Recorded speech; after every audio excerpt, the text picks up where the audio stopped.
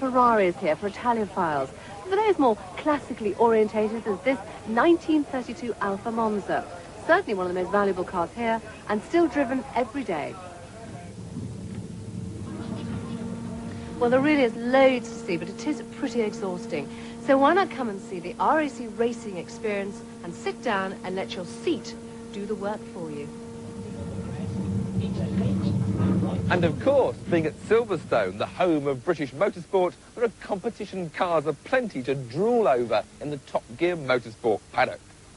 There are dragsters, stock cars, Euro cars, touring cars. There's Patrick Depaille's 1978 Tyrrell Ford and Heinz-Harald Frenzen's 1996 Sauber Ford. This looks like a BRM of the type that Graham Hill used to race in the early 60s. But here is my favourite car of the whole show, one of the awesome Porsche 917s. You could say that this is a ghost car. It was destroyed in 1970 in an accident on the set of Steve McQueen's epic film Le Mans when the driver lost a leg. But it was rebuilt to race again. In 1971, the Gulf team dominated the sports car scene. But at the end of that year, the rules were changed and the cars were consigned to the history books.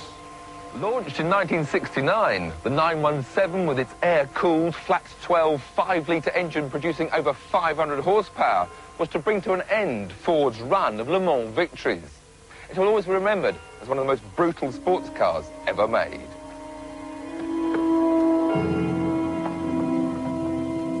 Not only brutal, but basic by modern standards, with the space frame chassis providing precious little protection for the driver. I would have pulled away at this point, but it's not that simple in a car of this age. Starting it up is a black art.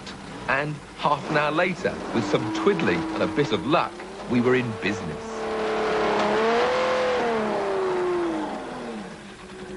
On the track, it feels fantastic, light and responsive, with a straight-line speed capability of over 240 miles an hour, despite only having 4 gears.